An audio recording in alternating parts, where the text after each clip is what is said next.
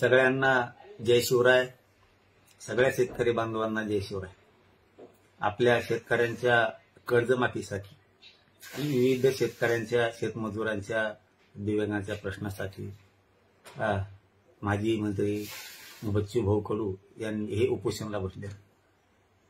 सरकार त्यांच्या मागण्याची दखल घेत नाही, म्हणजे शेतकऱ्यांच्या न्यायाची कर्जमाफीची दखल घेत नाही, म्हणून त्यांच्या वतीनं बच्चूभाऊंच्या वतीनं आणि सगळ्या शेतकरी संघटनेच्या वतीनं 15 जून रोजी राज्यभरात चक्काजाम करण्याचं त्यांनी आयोजित केले.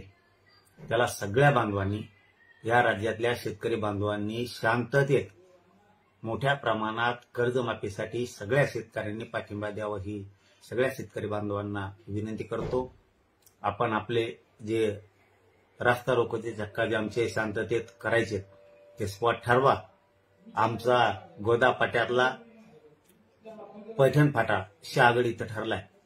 गोदा पाट्यातल्या सगळ्या शेतकरी बांधवांनी जात पात धर्म सगळं सोडून शेतकऱ्यांची कर्जमाफी व्हावी म्हणून सगळ्या शेतकरी बांधवांनी गोदा पट्ट्यातल्या पैठण फाटा इथं मोठ्या संख्येने उपस्थित राहू, ही सगळ्यांना विनंती करतो.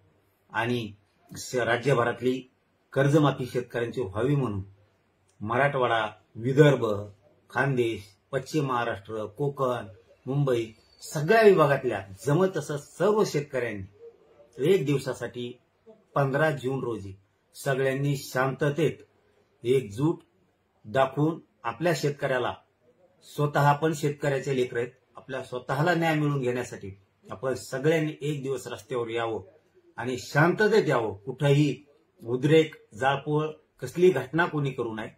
सगळ्यांना विनंती आहे की आपण राज्यातल्या, महाराष्ट्रातल्या सगळ्या शेतकऱ्यांनी एकजूट, ताकदीने एकजूट दाखवा आणि आपली कर्जमाफी करून घेण्यासाठी एकत्र या, ही सगळ्यांना विनंती करतो.